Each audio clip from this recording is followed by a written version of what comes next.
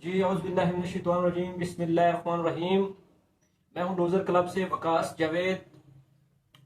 जैसा कि आपको मालूम है कि मुल्क पाकिस्तान में इलेक्शन 2024 जो है वो इख्तिताम पजीर हुआ। ये वो मुल्क है जहां पे जो इलेक्शन जो वोटिंग का दौरानिया था वो था 9 घंटे, और अब तकरीबन 48 घंटे गुजर चुके हैं और पाकिस्तान में अभी तक जो फाइनल रिजल्ट हैं इलेक्शन के वो इलेक्शन कमीशन ऑफ पाकिस्तान ने प्रोवाइड नहीं किए। तो इलेक्शन कमीशन ऑफ पाकिस्तान के रिजल्ट्स के मुताबिक अब तक जो रिजल्ट हमने देखे हैं वो ये हैं कि जो पीटीआई के हिमायत याफ्ता कैंडिडेट हैं, जिन्हें आज़ाद कैंडिडेट कहा जा रहा है, वो लीड कर रहे हैं। तो दूसरे नंबर पे नून लीग और उसके बाद पीपल पार्टी और फिर छोटी छोटी जमात या बाकी जो भी अदर हैं वो आ रहे हैं। तो फॉर्म 45 के मुताबिक जो पीटीआई है वो तकरीबन 171 सीट्स जो हैं उन पे लीड कर रही है। ये पहली रात से ही, रात 2-3 बजे से इलेक्शन की जो रात थी, तकरीबन इन सीट्स पे वो लीड कर रही थी। जूं जूं टाइम गुजरता जा रहा है या उन्होंने जिन जिन हलकों में इलेक्शन रिजल्ट हैं जो लेट किए, वो रिजल्ट पीटीआई के अपोजिट जा रहे हैं। तो हमेशा की तरह जिस तरह पाकिस्तान में होता है, ये पीपल्स पार्टी और नून लीग वाले नूरा कुश्ती का जो इन्होंने ड्रामा हर दफा जिस तरह ये लगाते हैं, एक दूसरे को इलेक्शन कैंपेन के दौरान गालम गलोच और एक दूसरे पे इन्होंने तीर बरसाए, एक दूसरे के गिरेबान तक पकड़ने को ये गए। अच्छा, ये इलेक्शन कैंपेन के दौरान ये जो मासूम पाकिस्तानी है, इनको ड्रामा जो दिखा रहे थे, उस वक्त तो ये शहबाज शरीफ साहब और बिलावल मियां नवाज शरीफ साहब या उनकी जो साहबजादी है, वो एक दूसरे की शक्ल भी देखना इनको पसंद ना थी। जबकि दूसरी सूरत में ये अब मैं जो देख रहा हूं कि पाकिस्तान में एक दफा फिर पीडीएम के बाद दोबारा फिर पीडीएम की हुकूमत जो है वो बनने जा रही है। तो ये जो रवायती काम है पाकिस्तान में, छांगा मांगा वाली इसमें सियासत हो या इसमें जो बोरियां भरने की सियासत हो नोटों की, वही जो है उसे रिपीट किया जा रहा है। मैंने जो देखा है वो तो ये हो रहा है। जबकि होना तो ये चाहिए था, ये तो सदर पाकिस्तान को अब चाहिए था कि जिसका मैंडेट है, मैंडेट का एहतराम करते हुए हुकूमत पाकिस्तान जो है उसे मैंडेट उसको हुकूमत सौंप दी जाए। चूंकि अवाम का, जिसमें मैं भी हूं, हम सब का जो वोट था, जिसे हमने वोट दिया, हमारे वोट की हिफाजत करते हुए ये उसको मैंडेट उन्हें देना चाहिए। जबकि इसके मुकम्मल तौर पे बरअक्स हो रहा है। विक्ट्री स्पीच जो मियां मोहम्मद नवाज शरीफ साहब ने पहले ही तैयार की हुई थी, तो जो उन्होंने विक्ट्री स्पीच करनी थी, और मजे की बात एक देखें कि उन्होंने विक्ट्री स्पीच का जो जो उनकी प्लेस है, जो हमेशा उनकी मतलब विक्ट्री वो करते थे हर इलेक्शन के बाद, मॉडल टाउन, तो उनके मुकम्मल प्लान के मुताबिक उन्होंने सेम वही करना था कि रात 2 बजे जाएंगे मॉडल टाउन, और मॉडल टाउन पे जाके मियां मोहम्मद नवाज शरीफ साहब जो हैं, जो वजीर आजम बरतानिया से बन के आए थे, उन्होंने वहां पे जाके विक्ट्री स्पीच करनी थी। अब हुआ ये कि इलेक्शन कमीशन जो था, उनके जो रिजल्ट्स हैं वो लेट आए, और जो लेट आने की वजह से बल्कि रात तक जो जितने कैंडिडेट थे जिन जिन सीट्स पे जो जो पार्टी जो है वो लीड कर रही थी, उस रिजल्ट के मुताबिक तकरीबन 25 से 30 सीट्स ऐसी थी जिन पे मुस्लिम लीग नून लीड कर रही थी। तो मियां मोहम्मद नवाज शरीफ ने वो जो थी स्पीच विक्ट्री वाली वो उस दिन ना कर सके।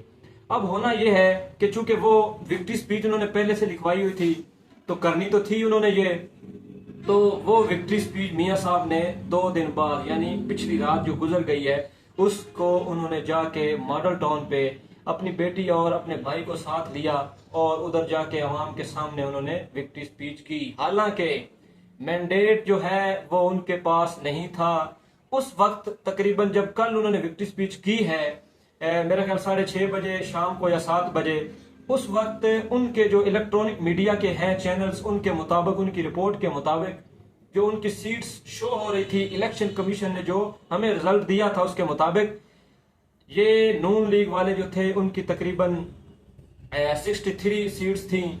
तो 63 सीट्स पे उन्होंने विक्ट्री स्पीच की और उन्होंने कहा कि पाकिस्तान मुस्लिम लीग नून जो है वो पाकिस्तान की सबसे बड़ी जमात बन के उभरी है पंजाब में और दीगर सूबों में। उन्होंने ये स्पीच की। तो अब हुआ ये कि उन्होंने स्पीच कर दी। अभी तक उनकी स्पीच के दौरान उनकी बात चल ही रही थी कि जनाब सदर पाकिस्तान जरदारी साहब जो हैं वो लाहौर पहुंच चुके थे। अब जरदारी साहब जो हैं वो लाहौर आ गए। लाहौर अब स्पीच के दौरान ही मियाँ साहब कह रहे थे कि मैं मियाँ मोहम्मद शहबाज शरीफ साहब की ड्यूटी लगा रहा हूं कि वो पीडीएम के जो हैं सदर अपना फजल रहमान साहब और सदर जरदारी साहब या बाकी जो है एमक्यूएम वाले उन्हें टच करें। अब उनकी ड्यूटी लग रही थी, तो ड्यूटी लगने के दौरान ही जरदारी साहब जो है वो बिलावल हाउस पहुंच चुके थे लाहौर में। तो उसके चंद ही लम्हों बाद जो है चेयरमैन बिलावल साहब वो भी लाहौर की तरफ रवा दवा हुए और कुछ घंटे बाद वो भी लाहौर में पहुंच जाए। अब मैं जो देख रहा हूं या हमारी टीम जो देख रही है, हम जो व्यू कर रहे हैं, उसके मुताबिक ये होने जा रहा है कि एक दफा फिर वही पुरानी सियासत, वही पुराने मामलात और मैंडेट चुराने की जो तैयारी है वो मुकम्मल हो चुकी है। व्यापारी जो हैं वो मंडी में पहुंच चुके हैं। अब मंडी लगेगी बिलावल हाउस बैरिया टाउन में, तो बिलावल हाउस में ही उन्होंने टास्क देना है। उधर ही जनाब ये जो हमारे कैंडिडेट्स हैं उनकी बोलियां लगेगी और उन बोलियों में उनको बोरियां भर भर के नोटों की दी जाएंगी। और एक आध दिन तक, चूंकि ये मेरे ख्याल के मुताबिक 72 घंटे में इन्होंने फैसला करना है कैंडिडेट्स ने कि हमने किधर जाना है, तो इन 72 घंटों में ही बोली लगेगी और इन्होंने फैसला करना है। कोई ऐसे कैंडिडेट होंगे कि वो उन बोरियों के इव्स अपना वोट जो है वो हमेशा की तरह सेल करेंगे उधर जाके। तो मैं अपनी जो मेरा जो असल जो है इस हमारे व्लॉग का मकसद है, मैं अपने असल टॉपिक की तरफ आता हूं कि अब ये जो मंडी लगेगी, इस मंडी में पीटीआई के जो कैंडिडेट हैं, बल्कि नहीं हमारे वोट का जो है वो हमने जो वोट दे के चुनाव किया है उसका जो है सेल होगी। तो अब मैं अवाम से ये अपील करता हूं कि जिन्होंने पीटीआई को वोट दिया, जिन्होंने इमरान खान साहब को वोट दिया, पीटीआई के कैंडिडेट तो वो हैं जिन्हें अपने हल्के, ऐसे हल्के हैं उनके हल्के चूंकि नए हल्के बने हैं तो बंदे भी नए थे, कैंडिडेट भी आने वाले। तो जो बेशतर हल्के थे उन हल्कों में कैंडिडेट को पता ही नहीं था कि इस गांव का नंबर क्या है, ये शहर अगर है तो ये शहर उस शहर को मुकम्मल तौर पे पूरा ही नहीं कैंडिडेट जानता था, तो पूरा भी नहीं जानता था। उसके साथ साथ बेशतर ऐसे गांव थे जिन्हें कैंडिडेट्स नहीं जानते थे।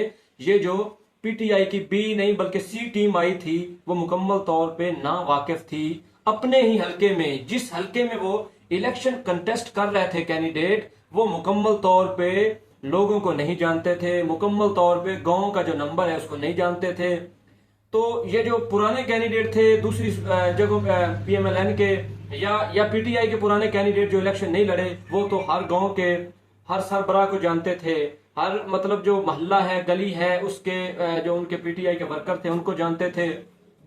तो ये जो कैंडिडेट थे, नए आने वाले कैंडिडेट, ये नहीं मुकम्मल तौर पे ना वाकिफ थे। तो ये तो सारा जो वोट है ये नए आने वाले कैंडिडेट, सी टीम के जो कैंडिडेट थे उन्हें अवाम ने वोट दे के मुंतखब किया और भारी भारी जो लीड्स हैं उन लीड से उन्होंने बड़े बड़े जो है बुरज उल्टाए। तो ये जो लीड्स उन्होंने दी है अवाम ने, या सारी मैं भी उसमें शामिल हूँ, ये हमने सारा मैंडेट दिया है इमरान खान साहब को। हम नहीं जानते किसी एमएनए को, हम किसी एमपीए को नहीं जानते। ये पूरी ये जो अवाम की आवाज है वो किसी कैंडिडेट को नहीं जानती। तो गुजारिश ये है कि सबसे पहले तो मैं ये जो एमएनएज मुंतखब हुए हैं इनसे अपील करता हूँ कि खुदारा हमेशा की तरह मंडी में जाके अपना ईमान जो है उसे जो है आपने फरोख्त नहीं करना। पैसों के इव्ज या बड़ी बड़ी लग्जरी गाड़ियों और बंगलों के इव्ज आपने अवाम का जो वोट है उसे आपने कभी भी फरोख्त नहीं करना, ये मैं आपसे अपील करता हूँ। थे तो 170-71 कैंडिडेट, पता नहीं अब कितने रह गए, 100 के करीब रह गए हैं। तो अगर ये 100 ही रह जाएं तो मैं इनसे अपील करता हूं कि खुदारा आपको अवाम ने वोट दिया है तो इमरान खान साहब के लिए दिया है आपको, ये पीटीआई का मैंडेट है। आपने इसे जरदारी, नवाज शरीफ, फजल रहमान, ये सारा जो टोला है पाकिस्तान में जो पुरानी और सियासत कर रहे हैं, ये इन्होंने हमेशा इसी तरह किया है। सिवाय 2018 के इलेक्शन के, हर इलेक्शन में इन्होंने ये ड्रामा रचाया है। ये हर इलेक्शन में एक दूसरे के गिरेबान तक जाते हैं। अब हमने अगर इन्हें वोट के जरिए नाकाम किया है तो हमारे जो कैंडिडेट हैं MNAs, उन्होंने पहरा देना है। अगर वो पहरा नहीं देते, वो फरोख्त हो जाते हैं, तो अगला जो इम्तिहान होगा वो पाकिस्तान की आवाम का होगा। तो पाकिस्तान की जो आवाम है, उन्होंने जो मैंडेट दिया है, उन्होंने जो वोट दिए हैं, वो अब पाकिस्तान की आवाम ने अपने वोट का पहरा देना है। अगर खुदा न खास्ता कोई कैंडिडेट, वो चाहे KPK से हो, चाहे बलूचिस्तान से हो, चाहे अपना कराची, सिंध या पंजाब से हो, चाहे इधर ये हमारे डिस्ट्रिक्ट से कोई कैंडिडेट हो, अल्लाह ना करे, अगर वो सरेंडर करता है, पैसों के इवज सेल होता है, तो उसको हमने ऐसे नहीं छोड़ना, उसको पाकिस्तानी अवाम ने ऐसे नहीं छोड़ना। उसका मुकम्मल तौर पे हम इम्तिहान लेंगे। आपने ऐसा करना है, आप पाकिस्तानी अवाम ने, कि अगर वो वोट सेल कर देते हैं तो आपको चाहिए कि अगर आपने पिछले 2-3 माह कंपेन की है तो ये अगले जो 2-3-4 दिन या 10 दिन है, ये भी आपके लिए अहम होंगे, क्योंकि आपने अपने वोट का पहरा देना है। अगर किसी हल्के का या किसी शहर का, चाहे वो लाहौर हो, कराची हो, जहां कहीं भी हो, अगर आपका कैंडिडेट मुनरफ हो के पैसों के सेल हो जाता है, तो आपको चाहिए कि उनके घरों का, जो उनके घर हैं, उसका घेराव करो, पुरअमन एहतजाज करो। उस वक्त तक उनके घरों के सामने से ना उठो जब तक वो जो है वापस पीटीआई में ना आ जाएं।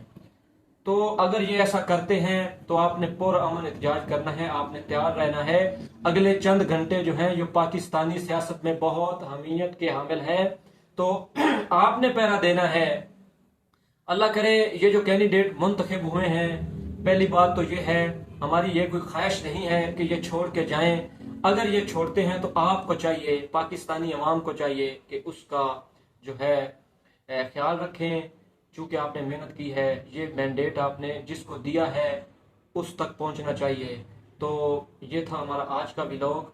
तो इंशाल्लाह अगले व्लॉग में एक नए टॉपिक के साथ, एक नए प्लेस के साथ आपसे मुलाकात होगी। तो उसके बाद हमारे चैनल 3 लूज़र को सब्सक्राइब करना और शेयर करना कभी ना भूलिएगा। वस्सलाम।